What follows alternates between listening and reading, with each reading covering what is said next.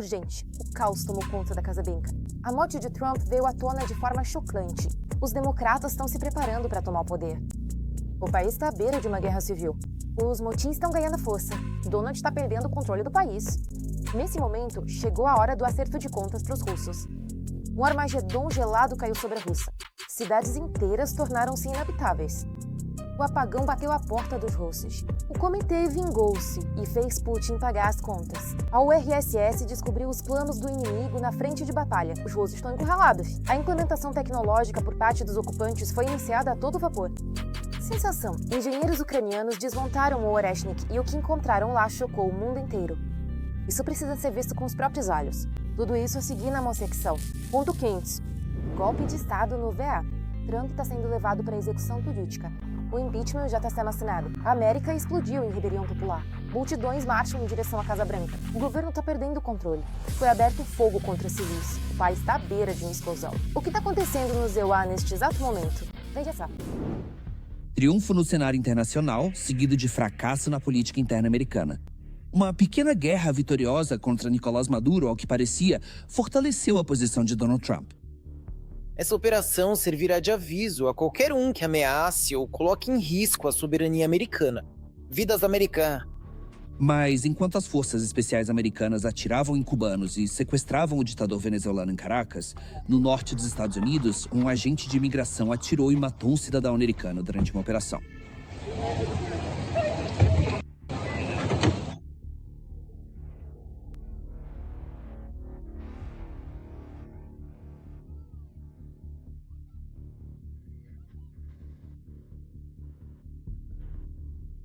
Em resposta ao tiroteio em Minnesota, dezenas de milhares de americanos foram às ruas. O anúncio do governo americano de que a mulher baleada, Renee Nicole Good, tentou atropelar um dos agentes não impediu os protestos.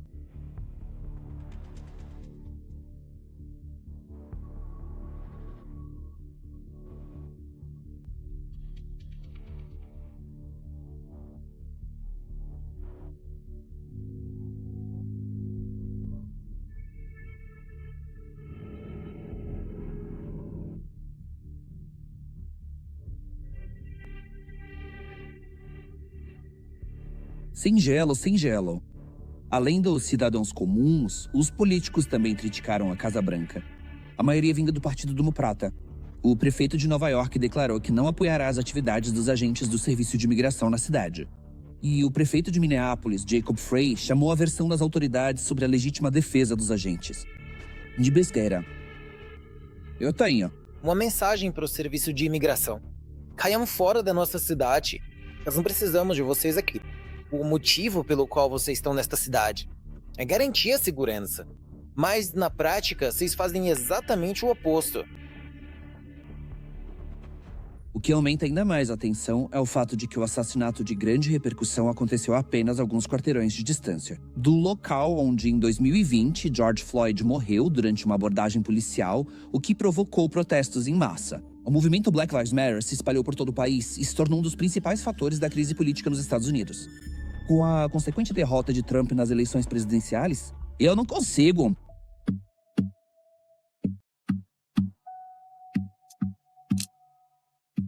Respirar. Segundo especialistas, em 2026 começou uma intensa luta política nos Estados Unidos, que deve continuar até as eleições de novembro para o Congresso. Os Estados Unidos entraram essencialmente em seu 26º ano eleitoral. Teremos testes adicionais. E este é o primeiro teste para Trump e sua equipe, se eles conseguirão manter uma vantagem estável, tanto no Congresso quanto de forma permanente. Caso os democratas vençam o que os analistas estão prevendo atualmente, o presidente dos Estados Unidos enfrentará um processo de impeachment. E a Casa Branca está bem ciente disso. Se os democratas vencerem as eleições de meio de mandato, Trump sofrerá um processo de impeachment. Tenho certeza de que ele sofrerá um processo de impeachment. Eles não controlam nada. Toda a obsessão dele está focada no fato de que odeiam Donald Trump. Se eles assumirem o poder, não vão se importar. Redução de impostos, garantir uma vida confortável ou combater crimes, nada disso interessa a eles. Eles vão gastar todo o tempo e todo o nosso dinheiro só para ir atrás de Donald Trump. Ao mesmo tempo, é muito provável que os democratas não consigam cadeiras suficientes no Senado. Para que o impeachment, além de ser anunciado, realmente aconteça, é necessário pelo menos 2/3 dos votos dos senadores. Eles até podem, sem dúvida, anunciar o impeachment de Trump, talvez até mais de um. Mas como isso vai terminar? Porque para declarar um impeachment realmente forte, que teria sérias perspectivas políticas para o próprio Trump, eles vão precisar de muito mais votos e de muito mais apoio. O que os democratas, por mais que queiram, provavelmente não vão conseguir alcançar. Para a Ucrânia, nesse momento, é importante manter relações tanto com os democratas mais pró-Ucrânia, que até o final do ano podem assumir o controle do Congresso, quanto com a administração de Donald Trump, a fim de preservar e ampliar o progresso já alcançado na questão das garantias de segurança e da venda de armas. A Ucrânia deve continuar formando diferentes alianças. Alianças diversas, digamos, alianças de múltiplos vetores, inclusive para garantir suas próprias garantias de segurança. Não cometer o erro que cometemos antes de colocar todos os ovos em uma cesta só, apostando exclusivamente nos Estados Unidos da América. Acho que isso deve ser realmente uma espécie de leque, um sistema de tratados ratificados em vigor, tanto com os países europeus quanto com os Estados Unidos da América, e talvez ainda com outros atores regionais adicionais, por exemplo, com a Turquia.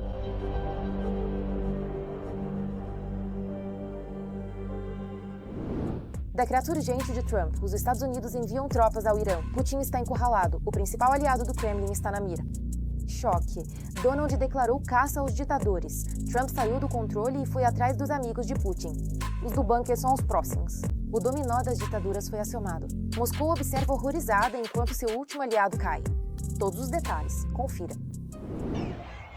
Centenas de milhares de pessoas vão às ruas.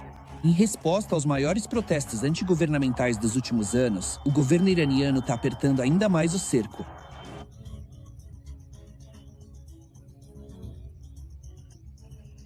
A Guarda Revolucionária Islâmica identificou os líderes do grupo. Terroristas. O príncipe herdeiro do Irã, Reza Pahlavi, que atualmente reside nos Estados Unidos, pediu aos iranianos que intensifiquem seus protestos. Sua presença contínua e gloriosa nas ruas do Irã foi uma resposta devastadora às ameaças do traidor e criminoso líder da República Islâmica. Nosso objetivo não é apenas sair às ruas. Nosso objetivo é nos prepararmos para conquistar e proteger os centros das cidades. Os protestos começaram em 28 de dezembro, em Teherã, em resposta à enorme inflação e à queda do valor da moeda local. Inicialmente, as manifestações não tinham um caráter político. Com o tempo, elas se ampliaram e adquiriram um tom antigovernamental. Em resposta à ameaça iminente, as forças de segurança e o exército do Irã abriram fogo contra os opositores do regime do Ayatollah Khamenei.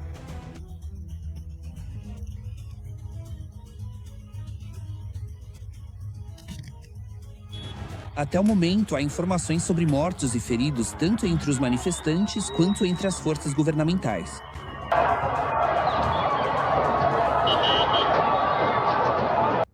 O governo cortou completamente o acesso à internet. A única forma de comunicação com o mundo exterior são os terminais Starlink. A mídia ocidental relata que, durante a repressão dura e sangrenta, pelo menos 200 pessoas morreram. A mídia estatal, controlada pelo regime de Khamenei, afirma que mais de 2.000 foram presos nas cidades iranianas. Ontem à noite em Teherã, um grupo de vândalos e rebeldes veio e destruiu um prédio que pertencia ao Estado, ao próprio povo, apenas para agradar ao presidente dos Estados Unidos. O presidente dos Estados Unidos está jogando mais lenha na fogueira iraniana.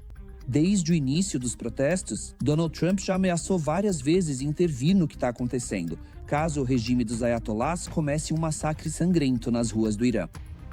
O Irã, talvez como nunca antes, busca a liberdade. Os IA estão prontos para dar. Segundo a imprensa americana, a Casa Branca já discutiu possíveis alvos para ataques em território iraniano.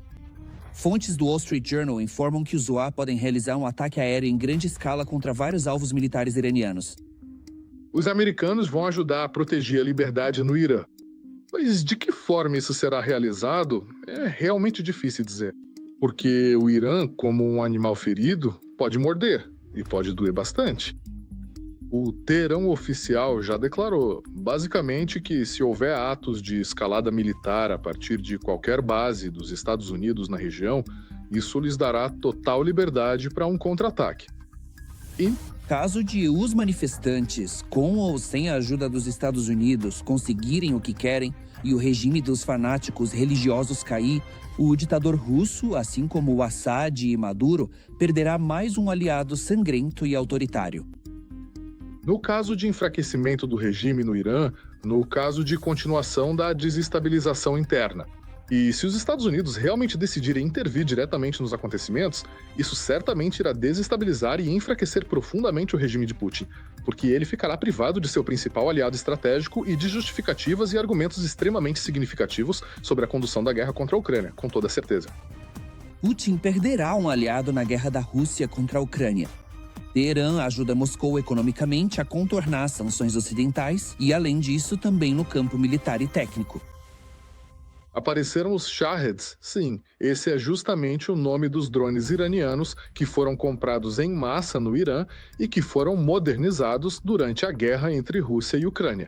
E, na verdade, o Irã, pelo que podemos concluir, ajudou a ampliar a produção de drones de vários tipos, também no território da Federação Russa.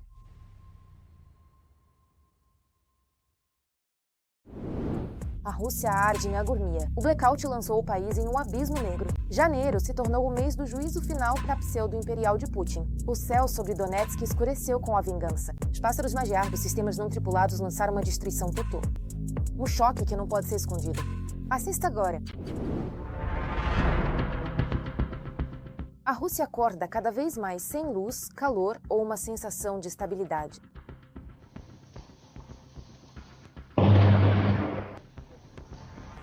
Quase todos os dias ocorrem novos ataques à infraestrutura energética.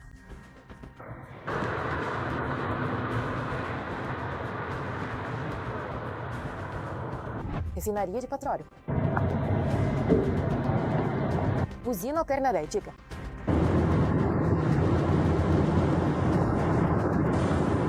E, novamente, a refinaria de petróleo. A eletricidade é interrompida em bairros inteiros, e com ela, o aquecimento. Belgorod. Aqui não tem luz, em lugar nenhum de Belgorod. Acidentes em usinas termoelétricas, incêndios em refinarias de petróleo e apagões em grande escala. Isso já não são casos isolados, mas sim um quadro sistêmico na Rússia. Tudo aquilo que traz a guerra de forma espelhada para o território da Federação Russa pode, sem dúvida, ser considerado um sucesso. A Ucrânia fez exatamente o que a Rússia não esperava. Em muitas regiões da Rússia, a paralisação das usinas elétricas significa não só escuridão, mas também frio. As pessoas ficam sem aquecimento e sem água quente, mesmo onde não houve nenhum ataque à infraestrutura. Se você nunca precisou encher uma banheira inteira de neve só para poder ir ao banheiro, esperar ela derreter e ter pelo menos um pouco de água, então sua vida sempre foi boa. Eu saí para pegar água para lavar a louça. Mas se essas falhas acontecem mesmo sem a participação da Ucrânia, surge a pergunta: como está, afinal, a infraestrutura energética da Federação Russa? Se com as cidades os russos ainda tentam resolver a questão de alguma forma, fazendo reparos o mais rápido possível, na medida do possível, com essa infraestrutura energética, já para os vilarejos, é claro, os vilarejos não são importantes eleitoralmente. Não mora tanta gente lá. O Putin simplesmente não liga. E o mais surpreendente é que mesmo na Rússia, eles entendem que a situação deles está longe de ser das melhores. Se pegarmos as informações oficiais sobre o quanto nosso sistema de serviços públicos está desgastado agora, isso já causa uma certa preocupação, ainda mais se acrescentarmos a influência externa. No geral, nada disso inspira otimismo.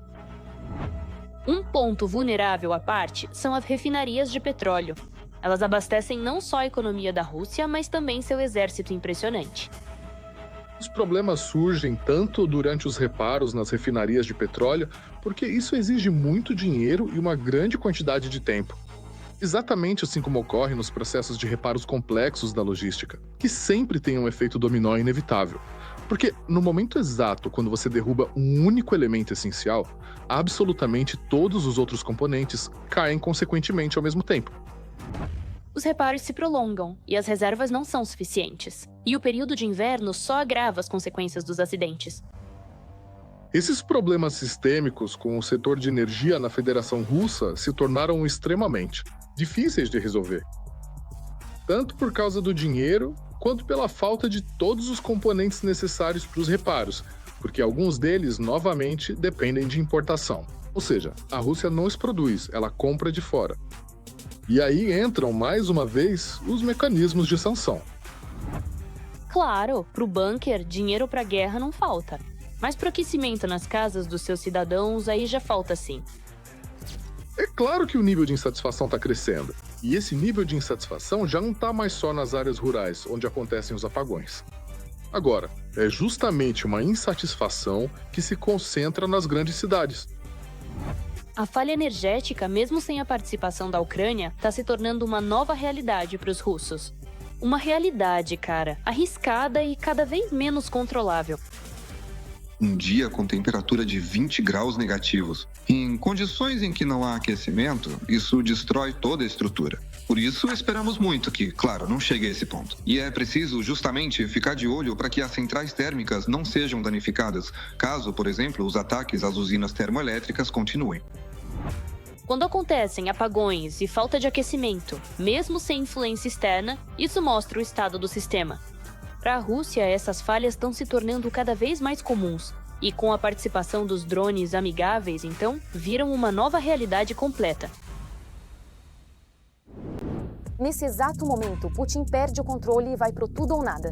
Mas as forças armadas da Ucrânia imediatamente percebem o plano e revidam sem piedade. A linha de frente explode, uma destruição furiosa. Kupiansk se transformou em um inferno. Os russos não têm nenhuma chance de se salvar. O inimigo, em pânico, grita sobre uma força desconhecida que está dizimando as tropas na linha de frente. Os primeiros detalhes chocantes. Não perca! O ditador russo, sedento por ainda mais sangue, usou pela primeira vez contra a Ucrânia o drone de ataque Geran 5. Estamos falando de drones equipados com uma ogiva de cerca de 90 quilos e com alcance de aproximadamente 1.000 quilômetros. De acordo com as informações disponíveis, o inimigo também está estudando opções para usar o Geran 5 a partir de plataformas aéreas, em particular dos aviões Su-25, com o objetivo de aumentar o alcance e baratear o uso. A direção principal de inteligência da Ucrânia acrescenta que a Rússia está considerando a possibilidade de equipar o aparelho com mísseis Zahar para combater a aviação ucraniana. Infelizmente, o inimigo não parou por aí, exceto em Gerânia. Em um futuro próximo, o Kremlin planeja testar mísseis experimentais para aviação estratégica nos céus da Ucrânia, do 95 do 95 do Su-60. Estamos falando dos mísseis de cruzeiro KBDK, assim como dos mísseis hipersônicos K-99 e KMTs. A KBDK é destinada ao Tu-95MS e é considerada um análogo da K-101. O alcance chega a até 3.000 km. A velocidade é de cerca de 900 km por hora e a altura de voo é extremamente baixa, entre 30 e 70 metros, que dificulta sua detecção pela defesa antiaérea. A K-99 é um míssil hipersônico pro Tu-260M, com velocidade de até 6.600 km por hora e alcance de até 5.500 km.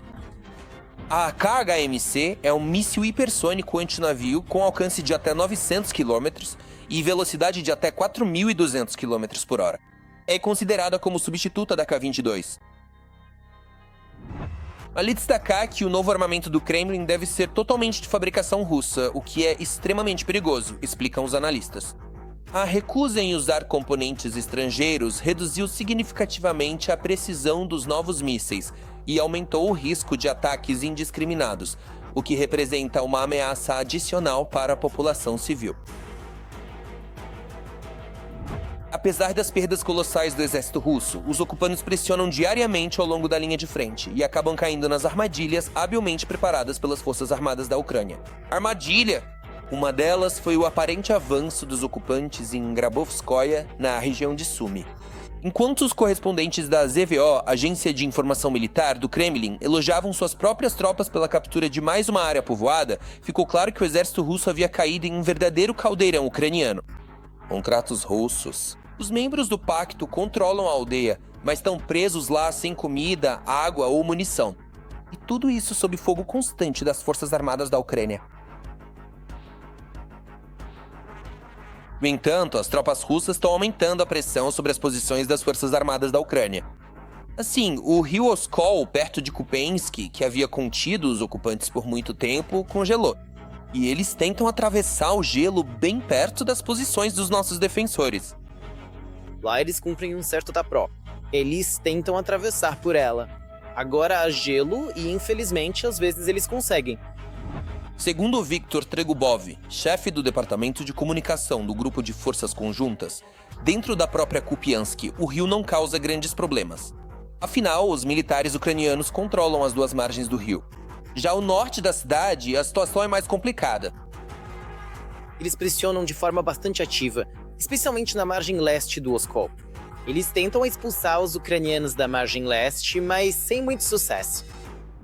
Já os avanços das forças armadas da Ucrânia na direção de Pokrovsk são reconhecidos até mesmo pelos próprios propagandistas russos. Com pesar, eles constatam a perda de uma coluna inteira de equipamentos. Drones ucranianos trabalharam com precisão na fila de veículos inimigos, que tentava se esconder atrás do nascer do sol sobre Pokrovsk.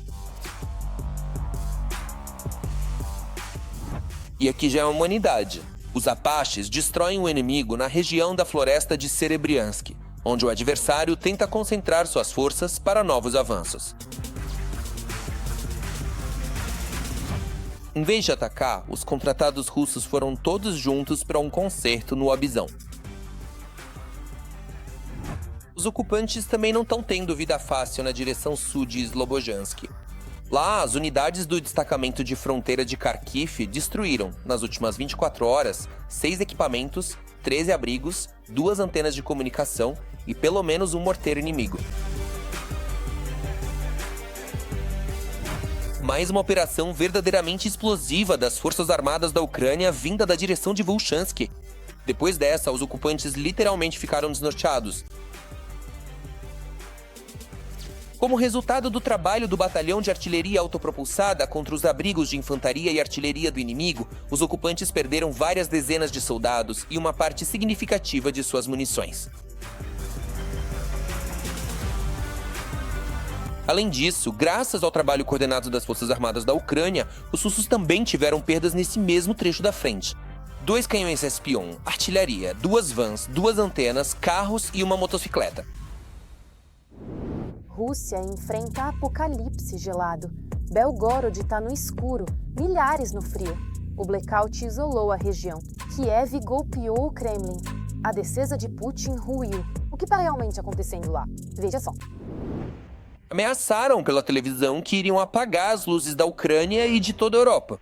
Mas no fim das contas, quem ficou no blackout total foi a própria Rússia.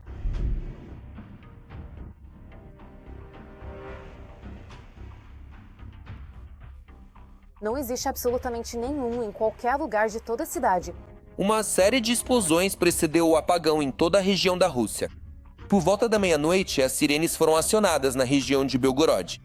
E cerca de 10 minutos depois, drones das Forças Armadas da Ucrânia atacaram o fornecimento de energia dos ocupantes. Eis que surge o drone voador. Avião, pequena. Ele desceu.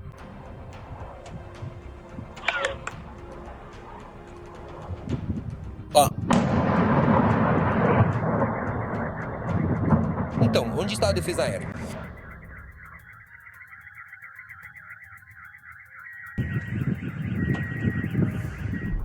A central termoelétrica de Orion foi atacada.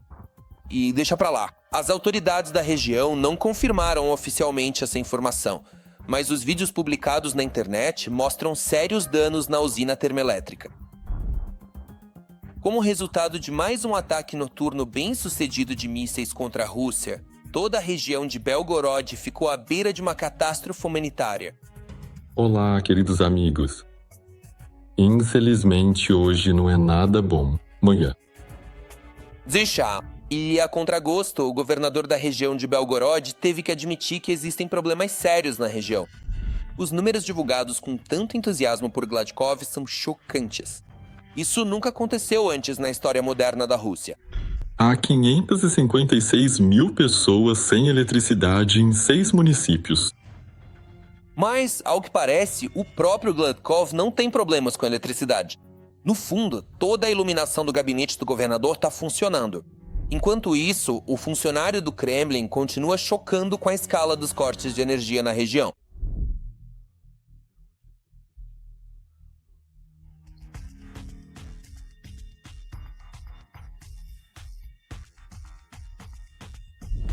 O principal é que não fique pior do que na RPD, brincam na internet os próprios russos, sobre seus compatriotas, os demais russos.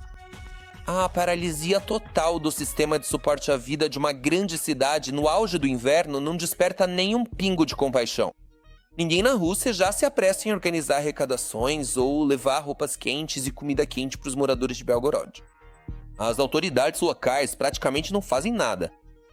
Só expressam profunda preocupação e prometem montar grupos de trabalho para consultas. Enquanto isso, na região, as pessoas estão sem aquecimento e sem luz.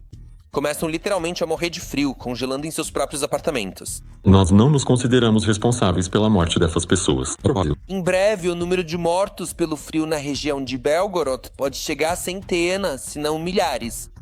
Por causa do ciclone báltico Frances, a região está literalmente sendo coberta de neve.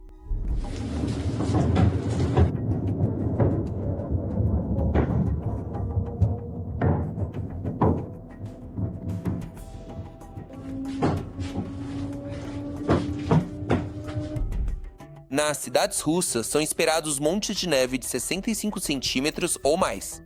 A nevasca não para e o trânsito nas estradas está muito difícil. Nessas condições, sem luz, água e aquecimento, Belgorod está à beira de congelar e desaparecer. A região de Belgorod enfrenta, de fato, desafios humanitários muito sérios em termos de energia, aquecimento, eletricidade. E todo o resto. É claro que a região nunca vivenciou nada parecido. Esta é uma história bastante séria. Um blogueiro de Belgorod não descarta a possibilidade de uma evacuação parcial na região. Muitos moradores já tentam fugir da cidade próxima à linha de frente, sem energia e coberta de gelo e neve. No entanto, por causa do blackout, isso é extremamente difícil de fazer. A gasolina está acabando em todos os postos da região. Motoristas formam filas enormes para conseguir combustível, nem que seja só para os geradores. É exatamente assim que estão as longas filas nos postos de combustíveis, para conseguir comprar gasolina para os geradores de energia. Os postos de gasolina estão liberando apenas 5 litros por pessoa, para conseguir sair da nevada Belgorod. Isso não é suficiente. E o gerador também não vai aguentar até de manhã com essa quantidade de combustível. Como os russos sem energia vão se aquecer? Essa é uma grande dúvida. Parece que a cidade está realmente à beira de uma catástrofe humanitária. O culpado por isso é o próprio Putin, que iniciou a guerra na Ucrânia e continua bombardeando nossas cidades pacíficas. Agora, graças às ações de resposta, até os russos podem sentir na pele todos os encantos da vida sem luz.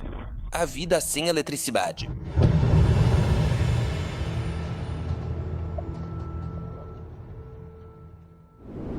Urgente! O que foi encontrado no Oreshnik caído surpreendeu até os próprios russos. O Kremlin tentou esconder isso por dedos. O fracasso de Putin.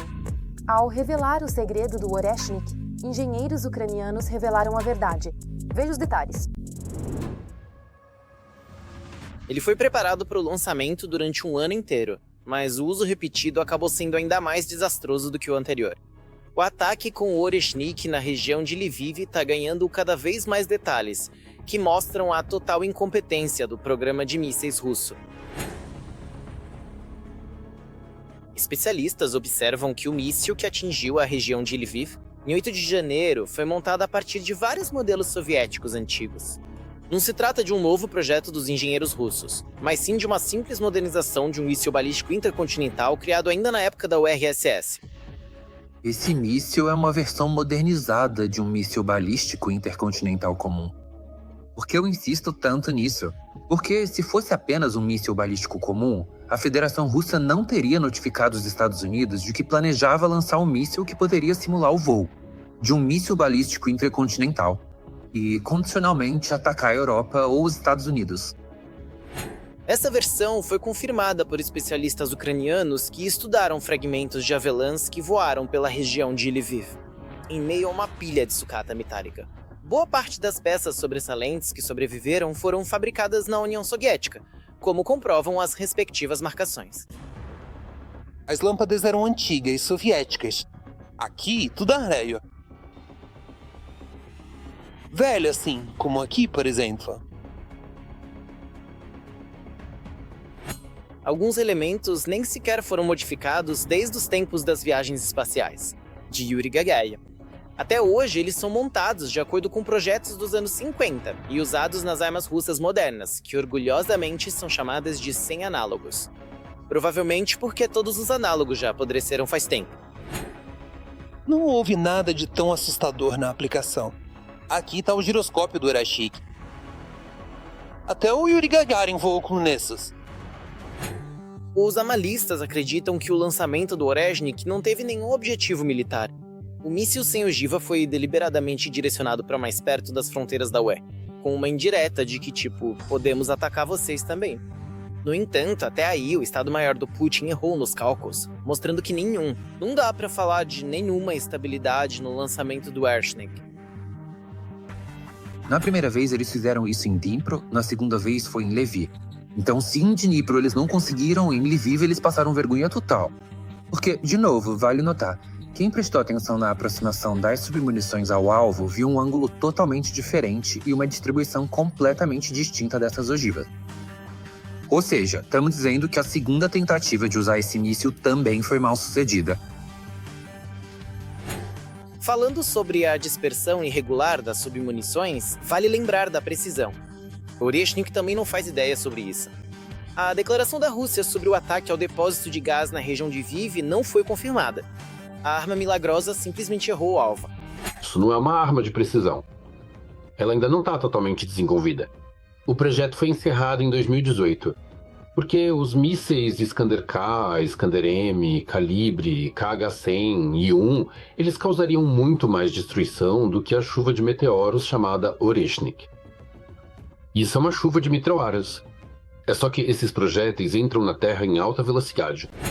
Mas não se deve esquecer que o Oreshnik pode ser equipado com uma ogiva nuclear, quando a precisão não é tão importante.